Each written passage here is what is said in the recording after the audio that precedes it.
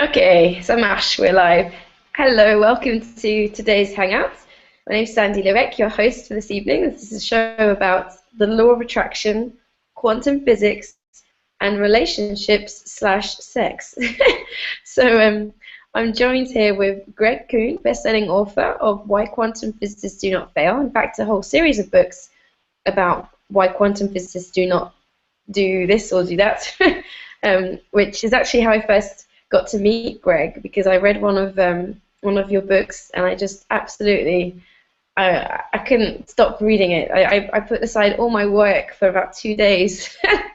Well, it actually took me less than that, but I reread it immediately after I finished it, and I was really like touched when I think one of my friends had contacted you and you contacted me and said, well, why don't we do an interview? And I said, oh man, that's perfect. So thank you for being here. Oh, you're Do you want welcome, to Sandy. Yeah, say, yeah. I want to oh say yeah, hello. Yeah, I want to say hello to everybody. And, once again, it's always nice to do these. And I, the relationships slash sex, we, I believe, I don't think that people will disagree with this statement, that we have taken on and discussed probably the three most pressing areas or the three biggest areas that people would call their big desires. We did money, and then we did body and weight, and now we're doing relationships. And definitely this is an important topic. And if you're watching, by the way, and hopefully you are watching, because otherwise you wouldn't be hearing me say this. I do want to say that if you have further questions, I don't know that we can really do any of these topics justice in an hour or in one conversation, and we're trying not to strain your patience and your ability to sit and watch and digest.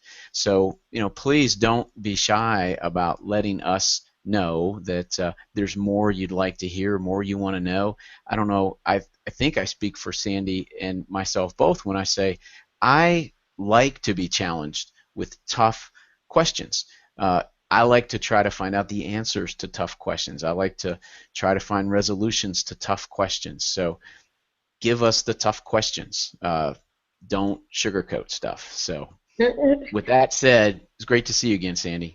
yeah, likewise. And if any of you guys have questions that you want to ask as we're actually doing the hangout, then feel free to put a comment on the blog page or wherever you're watching this. Although I think the blog page that's the place I'll see it, and we'll do our best to actually answer that during this hangout. And thank you also for the questions we've already received. So I might start with one of them, Greg, and I think I know. Well, it was actually one of my Facebook friends who asked this question. I Uh-huh. said on Facebook, if you could ask a law of attraction expert any question about relationships, what would you want to ask? And the very first question I got back was, is it possible to attract a partner or a soulmate when you have low self-esteem about yourself, when you don't feel at your top, let's say, at your best? So that was the first question. Yeah, well, that's a great question, and I definitely want to address uh, what the science has to say about romantic love and attracting partners or even something that we might call a soulmate, into our lives. Partners, lovers, soulmate, companions, people like that. And also I want to make sure that we spend a little bit of time talking about love, um, and what it is, and I think that can be really helpful too, is a discussion about what love is. And that part I would want to be interactive. I have some questions for you, and I hope that people that are watching would answer the questions for themselves as well. So the question of, can I attract somebody very desirable if I have low self-esteem or, you know, in some form or fashion. And what, my answer to that is this. We, if you've read my books or not, let me put it in a nutshell. We don't literally create most of what we experience in the material world, meaning we aren't the sole creator of the material experiences we have. However, quantum physics is very clear on this, and this is really for law of attraction, folks. I think this is the huge breakthrough, if you will, the huge impact on our ability to have more desirable experiences and be more influential, especially with the big stuff. Relationships are the big stuff, right? Uh, we always create our own unique version of every single experience we have in the material world. Even if we're not the literal creator, we always create our own unique version of it. And that's why quantum physicists will say each person experiences her own unique individual universe. It doesn't mean that, you know, I think we may have said this last time. It doesn't mean that a BMW is driving down the road and Sandy sees a BMW and I see a potato. That is extreme and bombastic and an unnecessary exaggeration. What it does mean is that we probably usually see basically the same thing driving down the road. It's a car, it's a vehicle. However, it will have a different meaning, value, significance, and context and relevance for you as it will for me. Now, for example, it might be that you look at it and say, wow, I love seeing that BMW. What a wonderful symbol of joyous expansion and abundance. And I might look at it and say, oh, look at that BMW. What a symbol of greed. The person who's driving it is obviously some materialistic a-hole, blah, blah. Well, obviously that BMW has some very different, unique meanings in each of our universe. And so when we talk about the law of attraction and quantum physics, what we're saying is this. I may not, and Sandy may not be able to literally create something. However, we can always change the version of what we're creating to be one that's more pleasing. Now, having said that in a general sense, I will say a couple things that we know. And one is the version that we experience, is almost and without fail a reflection of our beliefs. So, the version I experience of a potential partner that I meet, or maybe even the partner with whom I'm married on any given day, is going to be reflective of my beliefs. So, while we can certainly do things to have some immediate impact on the material experiences we're having in this moment, long term, especially in areas where we've repeatedly noticed pain, where we're suffering, we can rest assured that we have beliefs in there that are being reflected back to us pretty regularly, well, very reliably, as a matter of fact. And given that that is the case, by the way, I'll add one other thing, and that is this.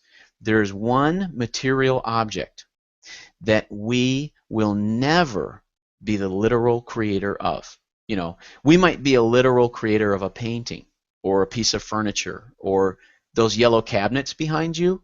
If you are a home builder, Sandy, and you actually literally constructed those cabinets as part of what you were doing building your home, yes, you are the literal creator of those cabinets. And someday, if someone else resides in this home, they will experience those cabinets and they will co-create them. They will create a version of those cabinets in their individual universes. But there's one thing we'll never create, and you know what it is, I bet. Another person. Sandy, you possess a consciousness. You are a time-space event with a consciousness possessing time-space event. Now, you're a very lovely consciousness-possessing time-space event.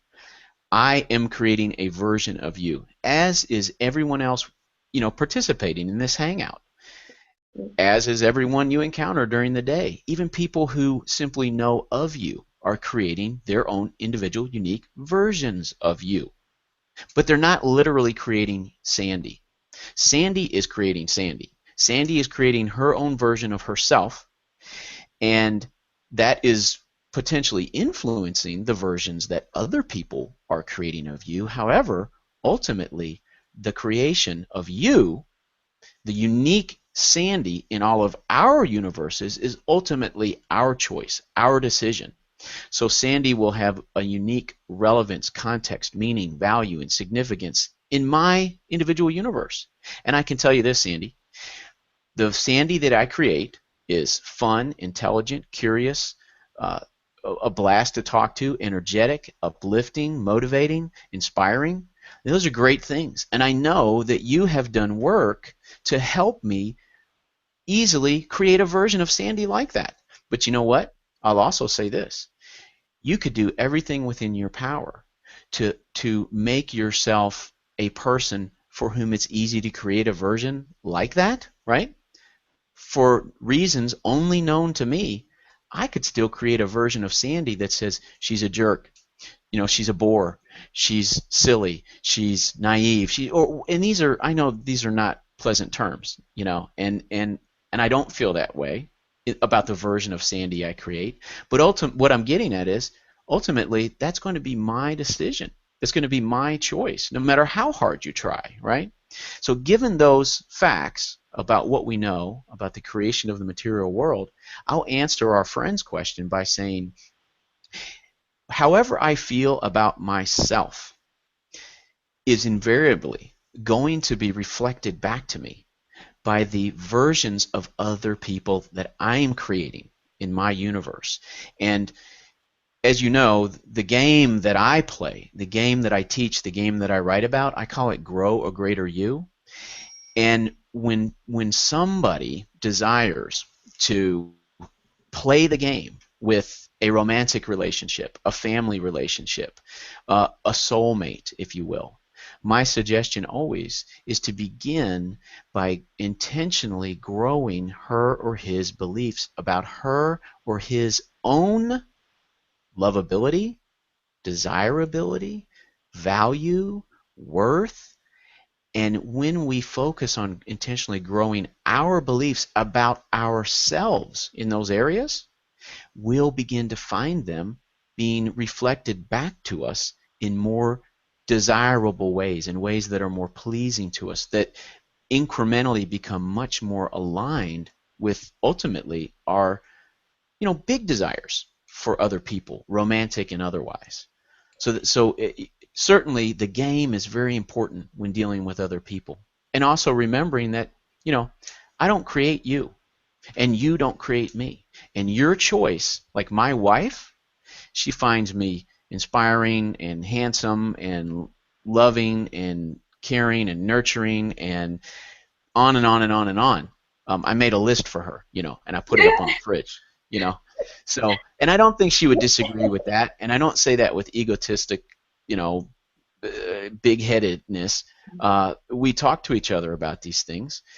And I know that when she shares that, she is describing choices that she is making about the version of Greg that she is creating, and vice versa, and that can really serve us in our relationships. Sandy, I don't know if you have, invariably, whether you have someone who's romantic in your life right now.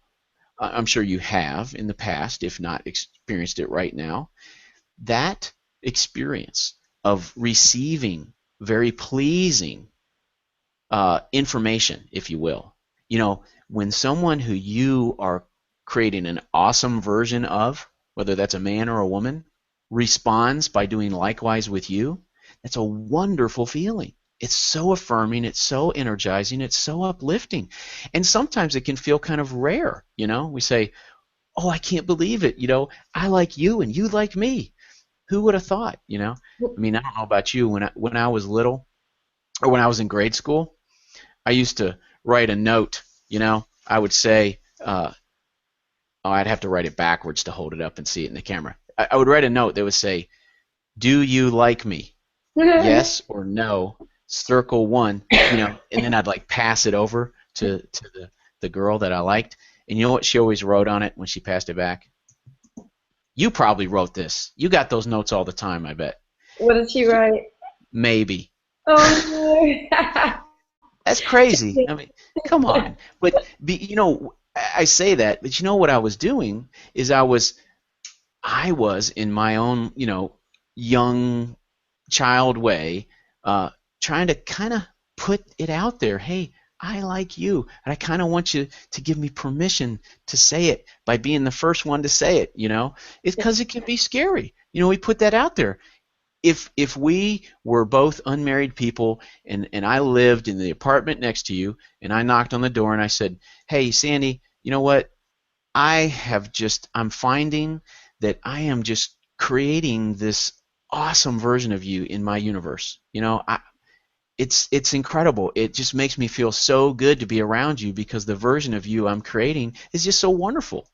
Is there any chance you might be open to creating a version of me like that in your universe? Now, you'd probably slam the door in my face and be like, that guy's crazy. What's he talking about? No, wait, you wouldn't, right? Because you would kind of probably understand. But really, that's what we're saying to people when we talk about a romantic relationship or even a platonic relationship where love is being exchanged. Is that a clear way? Does that sound like a clear way to describe it? Yeah, it does. And I'm just thinking, when you're saying you need to grow your beliefs about yourself so that the version you're creating of yourself is better for this person who asked, if I have low self-esteem, can I attract someone? I think I know what your answer, but I just want to make it clear for them when they watch this, or if you're watching now. Would you say that one of the best ways to do that would be to obviously pay attention to feelings about themselves and then use the process you describe in the books to start changing the self-talk? Actually, as you were speaking, a great metaphor came to my mind about how I experienced this for myself. I'll just quickly share this. I used to have really low self-esteem, actually, for most of my life, for lots of reasons, and in particular, as I was a teenager, I started having trouble speaking. My words would jumble up as I was saying things, and they'd come out jumbled up or back to front. It was really strange, and it wouldn't happen every single sentence, but enough sentences that I was permanently worried it was going to happen, and I could never really relax around people. And I thought I was a bit stupid because of it. And I had a huge shift one day about 2 years ago when I was watching a webinar about speech problems. And they spoke about how people that have issues like I used to have, often it's not that they're stupid, they're just processing really high levels of information from their environment.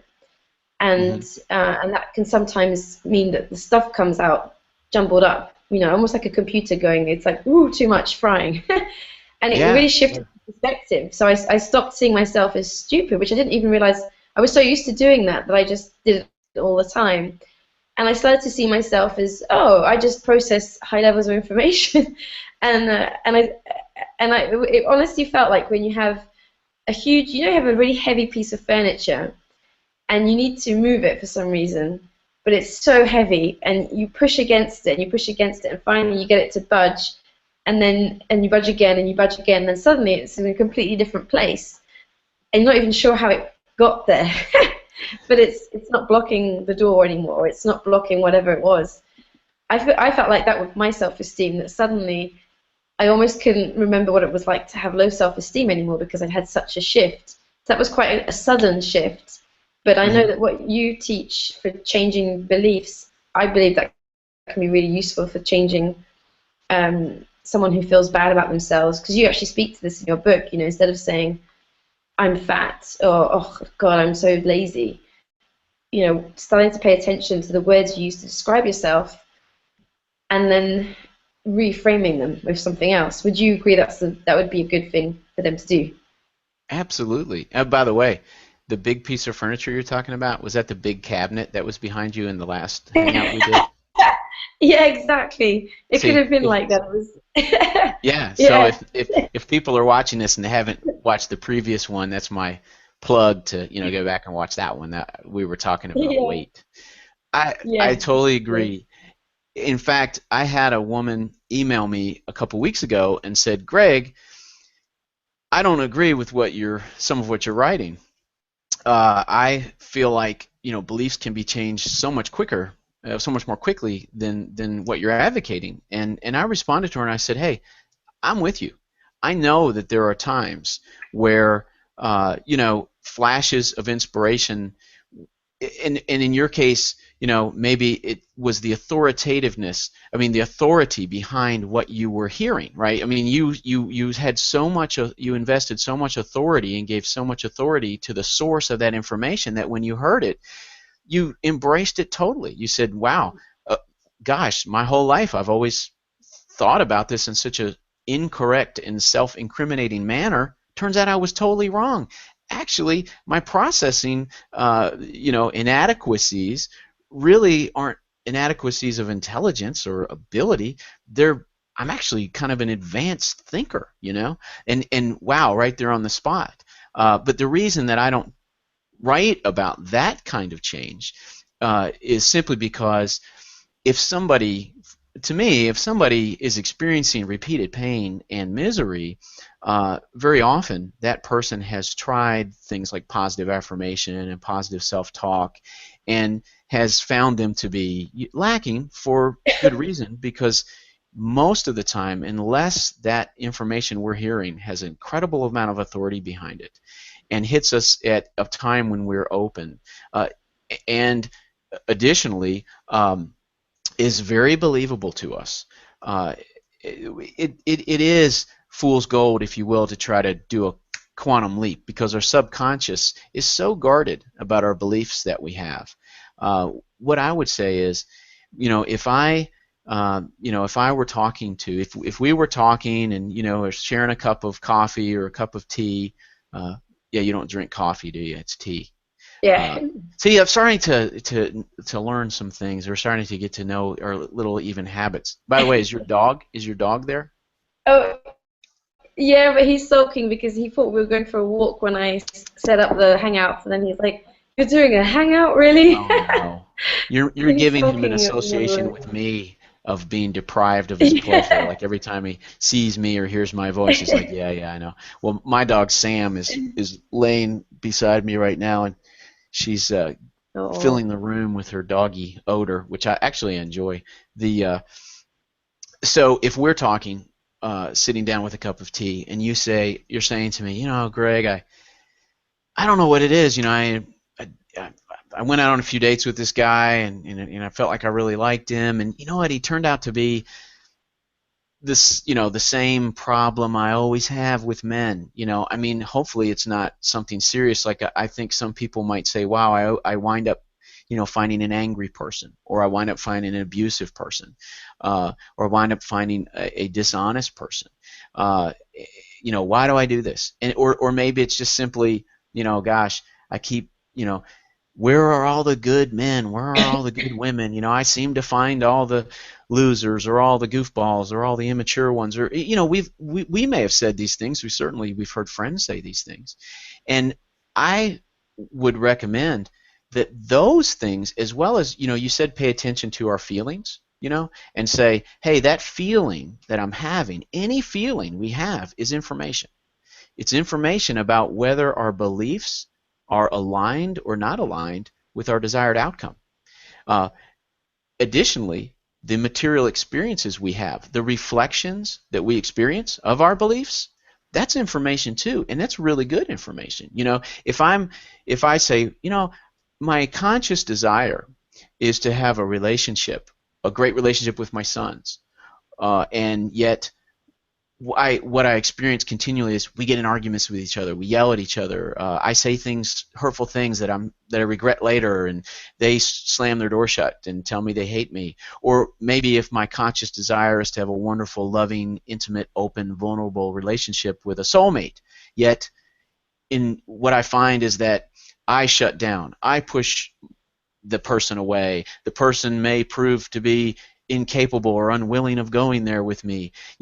If I'm having these experiences repeatedly, my feelings are important, but those experiences are important too, because typically, and you know this as well as I do, Sandy, if we rely on our eyeballs and ears for evidence, we tend to blame ourselves, right? We say, this displeasing experience is a reflection of me. I'm not good enough. I'm doing something wrong. I'm a loser. Wow, I can't attract a good partner. I can't be a good parent, you know? And invariably, that is a total abuse of this wonderful information that we're constantly receiving, because those aren't reflections of me. Those aren't reflections of Sandy. Those are reflections of our beliefs. And our beliefs, 99% of our beliefs, if not all of them, we didn't choose them. They were given to us. They were bestowed upon us by well-intentioned people who were doing their best to protect us and could only teach us what they knew, right? But they instilled them in us in childhood, and we have gone through into adult life. We haven't known that our beliefs are being reflected back to us, and we haven't understood that our beliefs are subjective and changeable, because now as adults, if we pay attention to those experiences and we say, wow, that is a very displeasing reflection, whatever belief that's in there, I don't like the reflection it's creating.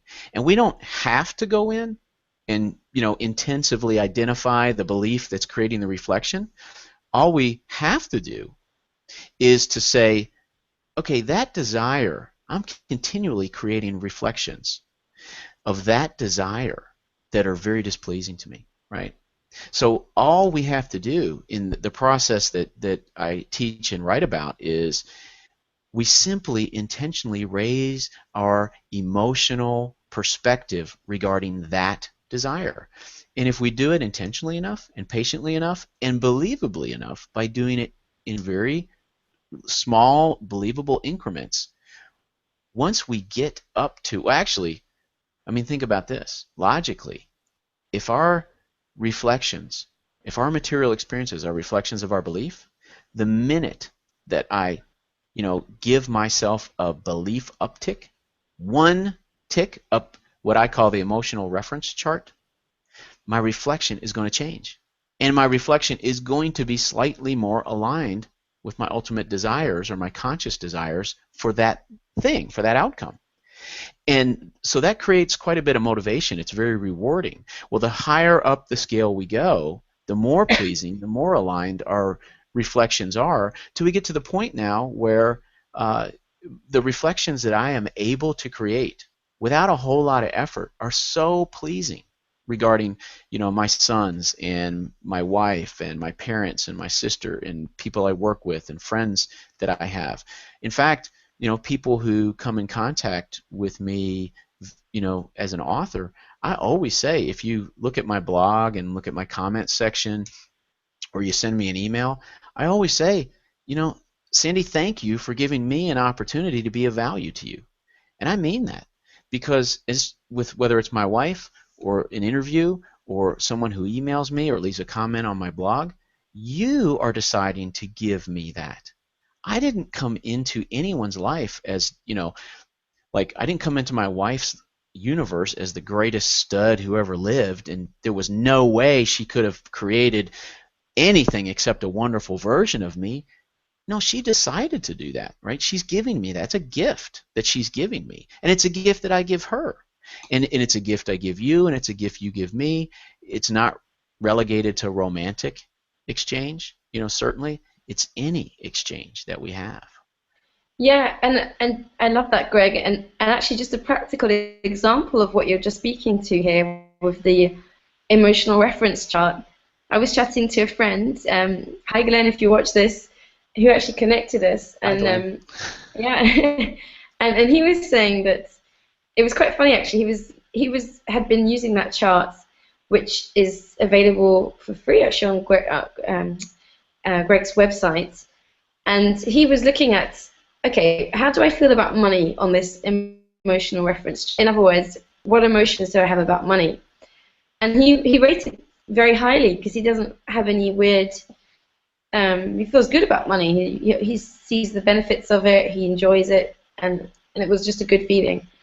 But then when he looked at one of the businesses that he's been setting up and running, he instantly there was a huge difference, and it felt really like, "Ugh, I don't like doing this. I'm not good at it. It's hard. It's Hmm. never going to work." And it was a real, just a complete contrast.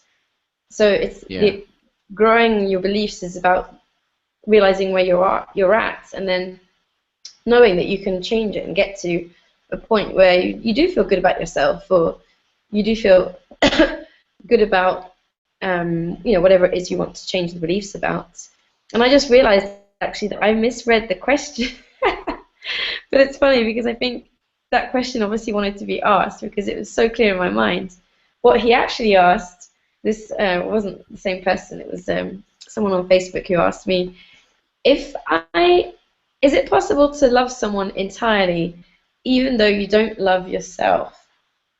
So I guess that could Mm. be in quantum physics terms Yeah. put as, is it possible to create an amazing version of someone even though you don't have an amazing version of yourself? So I'm interested to know what Here. your thoughts are on that, Greg. Yeah, yeah, absolutely. And before I answer that, I just want to put in a quick plug, piggybacking on what you shared about Glenn's experience, and that is, I think it's very natural for any of us, me included, to minimize perhaps the need to, intentionally raise our beliefs into alignment with our conscious desires because let's take relationships for example. I think regardless of what my current experiences are with relationships, if they happen to be displeasing, if Sandy asks me, well, Greg, how do you feel about relationships? I'll say, well, they're wonderful. I desire them as much as anything else, and they're special. And they're some of my favorite things in the world. I love having those exchanges, and those are my conscious desires. It's really important for me to pay attention to the reflections I'm experiencing, because if there's an incongruence, if my conscious desire, wait, let me wait, that's two. If my conscious desire is here and my reflection, what I'm experiencing is here, that means that you're guaranteed that your beliefs are not aligned with your conscious desires. Because when you experience this, and think about this too, Sandy, just the logic of it. Things that we are experiencing, manifesting, creating, that are aligned with our desires for it, we don't even think about those things. In fact, we take them for granted. We certainly don't sit around and have discussions about how to manifest them, right? What we talk about are the things we're not experiencing the way we want. And therefore, that is some added, if you will, some added evidence that when our beliefs are lined up, the quantum field just takes care of it. I mean, take something that you're very successful with. Let's say hypothetically, your exercise. You're an exercise instructor. I know that, and you do Zumba and you do other fun stuff, and you're very successful with it, and you're very engaging, and you don't even really. It's a joy for you. You don't have to think twice about it. For you, it comes very naturally. You you meet people. Your classes are full. I mean, it just that's the way it works for you, right? But I promise you that there are people all around the world who desire to be a Zumba instructor. And for them, it's incredibly difficult. In fact, they just feel like they can't possibly figure out how to do it successfully. Well, because their beliefs and their desires aren't aligned, right? For you, you don't sit around and think, well, how could this possibly work for me? And I'm not teasing people who feel that way. But for me, maybe I'm sitting here saying, I can't see how I could possibly be a successful Zumba instructor. How could this? And somebody says, well, Greg, if you align your beliefs with your desires for it, and of course I sit around and think, well, how could the quantum field even work that out for me? It seems so impossible, so complicated. But yet you, with aligned beliefs, you don't worry about it. You don't think about it, right? You're just like, hey, it just works. It happens, right? Well, with relationships, we, you know, if we're frustrated like that, and we think, well, how can I meet somebody, and I don't know anybody, and every time I go, well, I would say this, when I was single, I met women all the time. In fact, I even met a few men, even though I'm not interested in men. I'm just saying, I would go to the grocery store and I would, wheeling down the aisle, there's a beautiful woman. We start talking. I'm not a sleaze bag. I'm not like, hey, baby. But she's attracted to me. I'm attracted to her. I had the feeling like anytime I left my house, I'm going to meet somebody.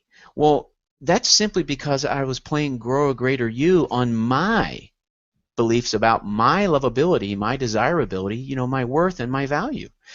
There was a time in my life I didn't feel that way, right? I went out into the world. I left my front door, and what I saw was a world where I never meet anybody. I can't meet any women. No women are interested in me, and I'm not teasing someone who feels that way. What I'm saying is, the only work we need to do is raise our beliefs. The quantum field takes care of everything, as we've all experienced in many areas of our lives. And you said, like, the real question is, can we love somebody completely if we don't love ourselves? And what I would say that quantum physics tells us is that if my own beliefs about lovability, desirability, value, and worth, which I guess we could call that self-love, self-acceptance, self-actualization, if my beliefs about those things are not in line with my desires for a romantic relationship, the problem is this, and I bet we've all experienced this to some extent. Invariably, I'm going to wind up seeking a partner who will give me those things, right? Like, if I don't feel that way about myself and I meet Sandy and I say, wow, look at Sandy. She's vibrant. She's bright. She's attractive. She's got yellow cabinets. All the things that I want, in a woman. Well, I'm attracted to those things because they're absent in me, and I want you to give them to me. It doesn't work that way. Hopefully no one's experienced that in really painful ways, but I bet a lot of people have. That's the quantum explanation for why those kinds of relationships don't work, because you can't give them to me. Unless you're willing to get up every single day and devote a tremendous amount of energy to giving me those affirmations constantly, continually. Nobody wants to do that, Sandy. If you've ever been in a relationship like, with somebody like that, it's like being their mom or their dad. It's very unattractive. It's very unappealing. And as much as we might care about the other person, eventually we're like, hey, I can't do this anymore. I can't be your source of love, self-acceptance, self-worth, desirability, lovability. If you don't feel that way about yourself, I have to stop. This isn't the job I signed up to do, Yeah, exactly. I think that's a great answer. I read a book actually at the weekend where she described it beautifully. It was like it was actually Eat, Pray, Love. I'm a bit behind the Elizabeth time. Gilbert, yep. It was a huge bestseller quite a few years ago. I'd never even heard of it, but I've come across it several times now. And she By the described way, how. Sandy, there's another book you should check out. It's called Great Expectations by Charles Dickens. Oh, who's he? No, I'm You'll love joking. it. Ah, I'm yeah. sorry, I'm teasing you. And I interrupted you. I'm sorry. Go ahead. Yeah, a new book. It's like I'm always doing this. Like I started getting crazy into Nirvana in about 2005. Hey. My friends are like, "Have your musical taste really not evolved?" I was like, "They never even started with Nirvana." But what she says in Eat, Pray, Love, it's like a memoir, and she was describing how in this very tumultuous love affair, it was like she would kind of merge into someone every time she fell in love with them, and like almost eat up their soul, because she wanted to have the soul, and she was lacking a lot of self-esteem in herself and love for herself, and it was a very vivid description of kind of like merging into someone. And I think that's a great description of what you were just saying, because what happens with that usually is the other person doesn't want to be merged into or have their soul eaten up, and they might enjoy it for a short time, but then they start to push away, and that's exactly what you were just alluding to. And just something I wanted to quickly add is that if someone is suffering with low self-esteem, and I think it's really linked to this whole topic. I really recommend something called the 30-30-30 plan, Hmm. and it's not a weight loss plan. Uh-huh. It's excuse me. I actually make everyone who works with me and my team, what I do online, do this plan because it changes people so much. It changes you from the inside out, and that's actually why I was reading your book, Greg, because I was following the plan. And the plan is you read 30 minutes a day and you listen to something, some kind of empowering or something personal development related, or audio for 30 minutes as well, and you do that for at least 30 days. I actually recommend even longer. What usually happens is that after 30 days, you don't want to stop, because I think of it like a soul workout, in the same way that if I go a couple of weeks without doing any physical movement, I start to feel strange in my body.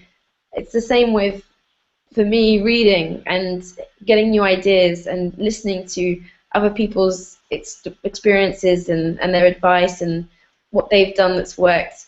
It's like a workout for here. Hmm. And Hmm. I'd say if you do that consistently, your self-esteem will start to shift. It's almost guaranteed. It can't stay the same if you're really consistent with this. So I recommend that as well. Beautiful. And then we had yeah, we had another question actually, which was kind of different topic. I really like it. Obviously still on relationships and sex, and it was from Tanaje, who asked, how much does the other person influence things? Let's say that you're wanting to attract someone into your life, or you've met someone Yeah. and you're wanting to attract them to be a partner or whatever. How much, when it comes to looking at this from a quantum physics point of view, how much does the other person affect what you can do as a creator?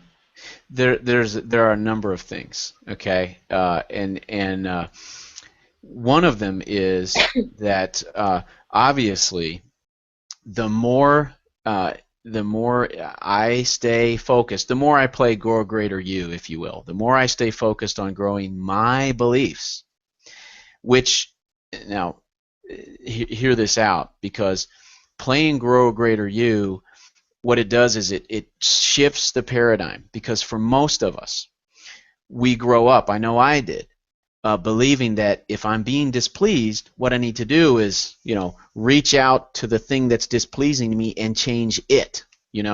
So if my partner is displeasing me, I need to sit my partner down and say, hey, listen, here's how you need to act because I'm displeased. You need to act this way. You need to say these things this way. You need to do these things that way, right? And that's a pretty standard response in a world that we, still allow to be governed by our eyeballs and our ears. It's a very natural response.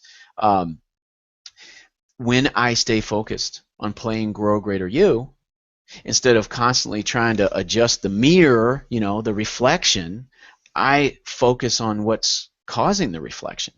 Well, when I do that, what I've found is, regardless whether it's in my professional life or my romantic life or my parenting life or my friendship life, I create opportunities. I increase the opportunities and the potential that other consciousness possessing time space events have to create pleasing versions of me in their universe, to want me in their universe, right? I know I can't guarantee that other people will want me in their universe, but I certainly up the ante or increase the odds by focusing on me, right? Now that's one thing, and that's very tangible. Now another thing that we can do, how much influence do we have? The version of you that I create I would say does have a tangible effect on the version of me and our relationship that you're creating. I would say that's almost always true. If I let's say if I meet somebody and in my first assessment of that person, maybe I'm seeing, feeling some negative feelings, right? Now there may be some good reason for me to pay attention to that. I might say, hey, that person might, I'm not talking about being in an alleyway at night, and here comes a strange man with a ski mask on, and I say, oh, that's just, well, yeah, I might want to turn around and walk the other way, right? And even maybe in situations where it's not quite so literal, uh, there may be some reason to put some distance and keep some safe boundaries between me and other people. But I will say this, the care that I take to always tell myself the best feeling believable story about someone else helps them create a better story, a better version of me, because our relationship is, that energy is tangible, right? And not just in the sense that they see me smile, they see me look them in the eyes, they see me, acknowledge their importance as a human being and listen to what they have to say, right? It's also tangible on an energy level. And I do think that if the other person is, likes him or herself enough to believe that other people can like him or her, that energy is felt. When I say, hey, you may not be my exact cup of tea as a person, but I am intent on figuring out a way to create a good version of you in my universe. We may not become best friends, we may not become partners, we may not even become friends at all, but I make it my business to figure out a way to create a good version of someone uh, as authentically as I possibly can, and that has a tangible effect. So when I do that, there's another way that I can affect. If I'm meeting Sandy, and and I say, wow, what a awesome version of Sandy I'm creating. I want to have a relationship with Sandy. Um, and I've been playing Grow a Greater You, and I've been building my own beliefs about my own, lovability, desirability, all those things. Uh, that's going to be tangible to you. You're gonna see that, you're gonna feel that energy, and you're gonna say, wow, there's a guy who, obviously likes himself and feels good about himself, and I can sense that, I can see that, right? And that may be very attractive to you. And additionally, if I'm creating a wonderful version of you in my universe, that's going to be tangible to you too. And you might very well say, oh wow, look at this guy, Greg. What a nice version of me he's obviously creating. It's appropriate, and yet it's also, kind and loving and uplifting, and that sort of thing. Well, yeah, you may very well feel more motivated to return that to me, and create. Now, that doesn't necessarily mean it's going to lead to us dating or getting married or even becoming really good friends. Ultimately, those are still going to be our choices, right, on how we want to continue to create our version of the other person and the relationship itself. In fact, how we want to create our individual version of ourselves, for that matter. But we can certainly add potential to the outcome that we're desiring, right? So my version of other people, yes, absolutely, that has an effect. Not guaranteed, a certain effect, but does it have an effect? Yes, it does. And my version of myself has an effect as well. Once again, no guarantee of a certain outcome, but it certainly does have an effect. So yeah, definitely, we can have an effect on other people. In fact, we do have an effect on other people.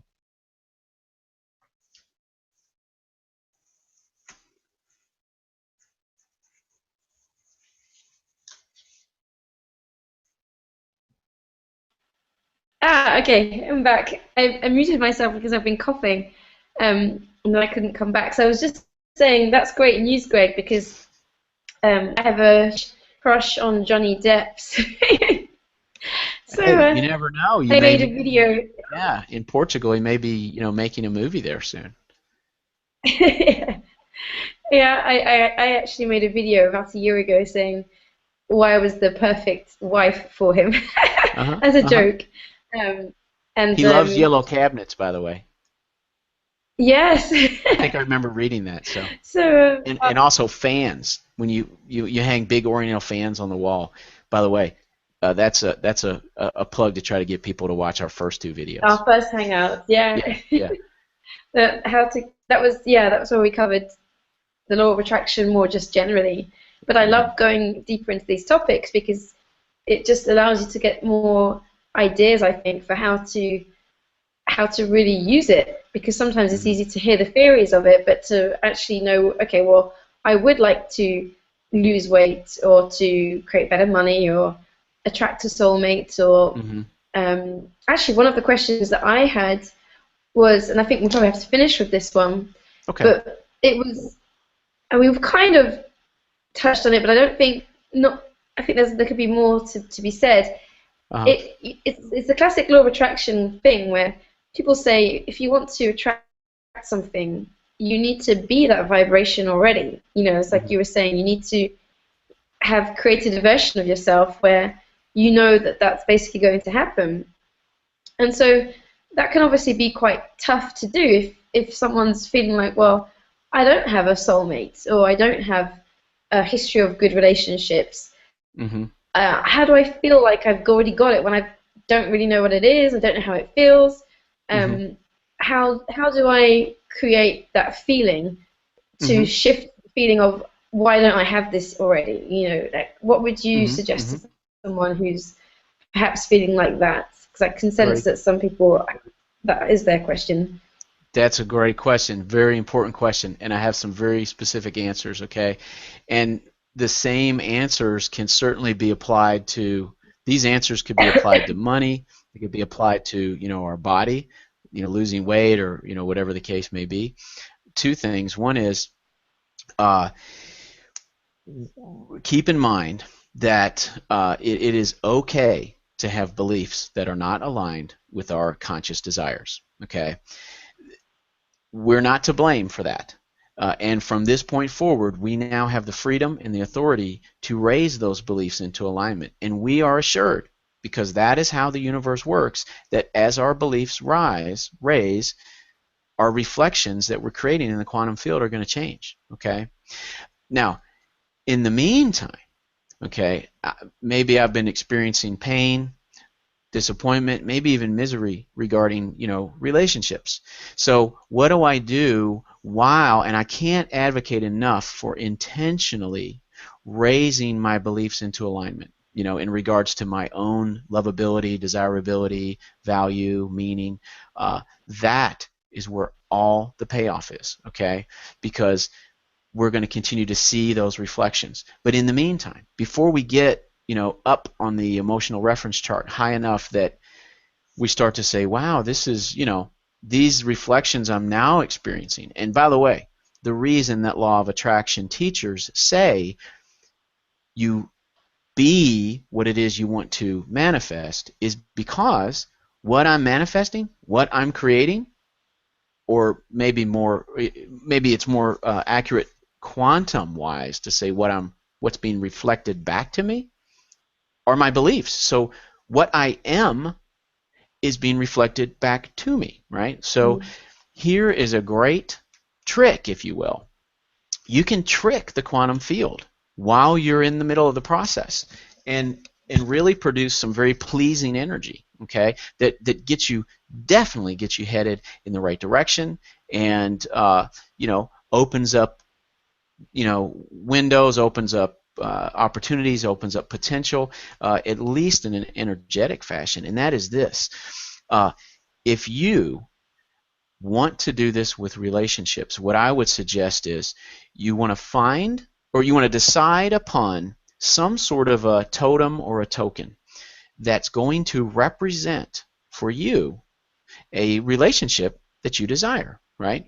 And you want it to be something that you see and experience all the time, right? Like, for example, in relationships, if my desire, with money, I say find manifest pennies, okay? With our body, say changing our body, I say manifest people with pleasing body shapes, right? For relationships, I say manifest seeing uh, relationships on TV, in print, on billboards, out in public, two people together, loving each other, uh, enjoying each other's company, in love, happy, even if it's an advertisement and it's, really just contrived Great. for the advertisement, right? Yeah, actually, great. I don't know if you. I can come back to it in a minute. I just want Mm-hmm. to. I have a real life example of this, a really, Sure. really good one. So, but maybe finish the point you're making, and then I can just add it as Okay. an example. Well, I'll say this. Find, like I said, a totem. For me, as a relationship, it is I will see manifest, I will manifest, happy couples. I don't care their age, I don't care their gender, I don't care the type of happiness they're sharing, I don't care where I see them. It's TV is fine. Magazine ad, fine. Newspaper, fine. Billboard, that's fine. In the grocery store, that's fine, right? Or uh, and here's the deal. When I see that, I will consciously choose to celebrate that as as if I have just been approached by the partner of my dreams and said, "Yes, I'm in love with you, and we're going to spend the rest of our lives together." Okay? Now, here's the part where we make it believable. If you're familiar with my penny experiment, what we do, because obviously seeing a loving couple in a magazine ad, that's not what I really want, right? Like, I want to be part of a loving couple. So if I try to authentically celebrate that, like as if I just had that desire manifest, that's not going to be believable. So what I celebrate, what you celebrate, is the reminder that the quantum field is giving you, the wink that the quantum field is giving you, reminding you that the quantum field is infinite, it's abundant, it's creative, it's unbound, it's unlimited, that there's no boundary to its potential, to its ability to manifest anything. And here, for you right now, is like a little wink, a little manifestation of, here, Greg, take a look at this. I can do this easily. I can manifest this for you just as easily as I can manifest a woman that reflects your, fully aligned beliefs back to you, right? And so I'm celebrating the reminder of that photo or that couple in the grocery store. And I celebrate it like it's the 4th of July. Or I guess in in England, Guy Fawkes Day, right? I celebrate it like it's going out of style. Now, you might want to choose to do that privately, right? But you get, if you get in the habit and you say, well, this is silly, I can't do that. Sure you can. You can celebrate the reminder that the quantum field is giving you when you are in the grocery store and you see a husband and wife walking along shopping together, and you say, wow, look at that. That's awesome. Thank you so much, quantum field. Thank you so much for reminding me of what's possible, for reminding me that you're infinite, creative, abundant, that you can create this easily, and all I need to do is just keep intentionally aligning my beliefs. That's all I need to do. Thank you for this awesome reminder. I'm celebrating it. Wow, this is fantastic, right? Well, I do that when I pick up pennies. I do that. I do that all the time. And it really works. Focus on celebrating the reminder instead of the event, or the tangible amount or how it tangibly manifests your desire. Focus on celebrating the reminder. So share your example. Yeah, and I just had some major light bulbs going off as you were just describing that. I've never thought of it that way, Greg, that when you see examples of what you're aiming for, that it can actually be like little proofs that the universe is bringing it to you, that you can celebrate that. Mm-hmm. I'd never actually seen it that way. So you just gave me a major aha. I feel a video coming on.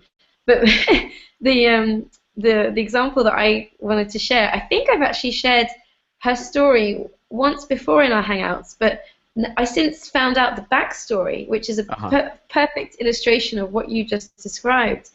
And it was a blogger that I follow who got married this year in a beautiful wedding, and she has a lovely relationship with her guy. Like, I love seeing her posts about it, because you can just sense that they're very relaxed with each other. He's very funny. That they make each other laugh. And she was sharing that. I think what I shared before was, I'll share this first, just to give people an example of what this is about. So she was, for a long time, wanting a husband. Like, she was only, I think, 29, but she decided in her mid-20s she wanted to get married and have kids. And she was very clear about that. And she's a best-selling author as well and has done lots of things, but she was very broody. and she was never meeting any guys that she felt she could click with. And so she ended up going to this women's retreat and asking the workshop leader, I really want to meet my husband, but I just don't ever seem to meet the right kind of guys. I feel like it's never going to happen. I know I'm not supposed to feel stressed about it, but I do. And what the workshop person said to her was, take a deep breath, relax. The level to which you want this, and I can feel that by the way you're speaking about it, it's already happened. It's already happened in your future. Like your days as a single lady are numbered now. Like, enjoy them while you can, because it's going to happen. You can't want something that much and it won't, and expect it not to happen. It will. And this woman, it was kind of like what you said before about someone with authority saying something to you that shifts your perspective. It completely shifted her perspective, because she suddenly thought, oh yeah, she's got a point. I've been asking for this for years. I've been visualizing it. I've been putting attention onto it. Of course it's going to happen. I just have to relax a bit. And so she started to just already know that her husband was out there somewhere. And then what I found out since is that she took a yoga course to be a yoga teacher for a whole year. She didn't really want to learn how to teach yoga. What she actually wanted to do was to hang around the couple that were teaching the yoga, because the energy of their couple was so yummy, is how she described it, so loving. She said that when you're around them, you felt more loving yourself, because they had such an energy of caring and kindness to each other. And so she took the course primarily just to get to hang out with them and sort of soak up that energy and see how they'd done it. And that was actually about a year before she met the guy that she is now married to. And when she was going to, and how she met him is also a funny story, and I promise I'll stop here, because she was going to do like a cross-country trip by herself, and suddenly she got this weird sense that she should invite a guy that she'd met at a friend's party in another city, in another state, that she barely knew, but they'd hit it off. But she didn't think, oh, this could be a husband. She'd sort of stopped doing that by that point after having that conversation with the workshop leader. But she had noticed that he was quite funny and he had nice arms, apparently. And so she had this crazy idea pop into her head, obviously from the quantum field, which was, why don't I ask him if he wants to come on this trip? Because he does the same thing I do. I know he's not got anything on at the moment. It could be fun. And so she said it seemed like a totally crazy idea, but she remembered this workshop leader's words, who'd said to her, enjoy every single minute you have as a single woman, because you're going to be in a couple soon. Your days as a single lady are limited now. And so she thought, what the hell, I'll just ask him. And he said yes immediately. And he said apparently it was one of their calls and they were planning the trip. I sound like a real stalker now. He said to her, we'll go travel across America and then we'll come home and get married. And she was like, oh my God, what the hell is he talking about? But that's actually what happened. Wow. So I just thought that was a great example of what you were talking about, Greg, with find a token or how you'll feel or something to symbolize that happening in your life. And so she wanted more of that feeling, how she felt around that other couple. And it's so interesting to me to see that that's exactly what she's created, because when you read her posts, you get that feeling, even though you don't know them personally. But it's, what you're talking about, it works.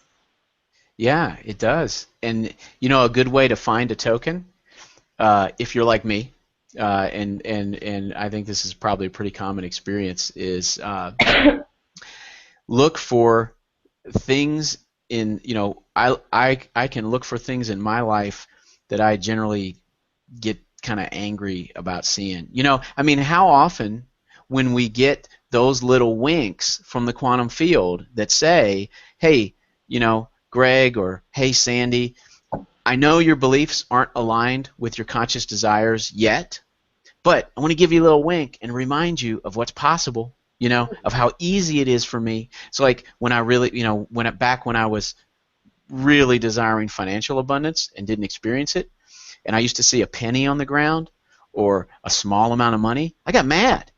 I don't want that, right? Or back when I was desiring, a soulmate, when I'd see happy people, I'd go, they're not really happy. That's, look at them. That's a bunch of baloney, or what have you, right? I mean, that's a pretty natural kind of response. But basically, what we're doing is we're saying, yeah, quantum field, I get it. You're winking at me and you're trying to encourage me and you're reminding me what's possible if I just keep intentionally raising my beliefs into alignment.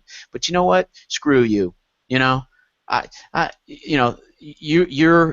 are basically telling the quantum field that you are not interested. Remember back that first hangout we did, we role played like going out on a date, and I had you indicate that obviously you liked me, but like you weren't going to give me the goodnight kiss that I wanted, but you obviously indicated that you did like me, and I, being an astute young man, said, well, I didn't get a kiss tonight, but I can tell she likes me. I'm going to ask her out again because I bet we'll kiss next time. And even if that doesn't happen, I bet we will kiss. I mean, I like her, she obviously likes me, right? Well, we know that in romantic situations, but we don't treat our material experiences like that. And the quantum field, when it manifests for you, a loving couple, no matter where or when, that's the quantum field saying, hey, I'm not ready to kiss you just yet, but I like you. Maybe on the next date I'll give you a big smooch. So we can feel free to treat it like that because it's real. It's real and it will work. Yeah, exactly.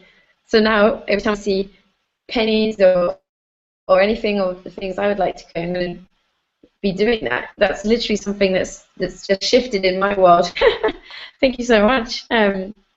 So thank you for your time, Greg, and for sharing the way that you see things and quantum physics. And I just love the terminology. It's really geeky. I love being described as a consciousness holding time-space event. You're a good one, Sam. You're a very lovely, fun to talk to, consciousness possessing time-space event. Oh, well, I know that everyone watching has had ahas from listening to this way of thinking about relationships. And if we didn't answer your question for any reason, and there's something that you would like to know more about, then please let us know, because we're open to doing more hangouts. Again, we could talk about this topic, but you do have to just let us know, because we can't just miraculously guess.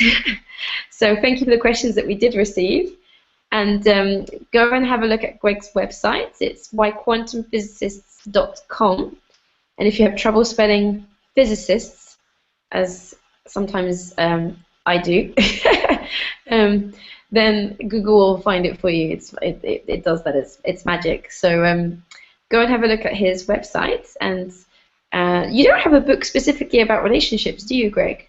No, that's in the works. There's a book about relationships and a book about money too, okay, that there's a basic manuscript for. So yeah, definitely. Hey, you know what? Send us a topic or topics, or even go back to a topic we've covered and say, hey, wait a minute, you didn't tell us this.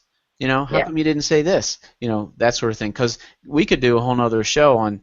I feel like there's a very substantive and helpful discussion about what love is anyway, what it is and what role it plays for us as time-space events, and how it works for us and how we share it and what it means and where it comes from and all that sort of thing.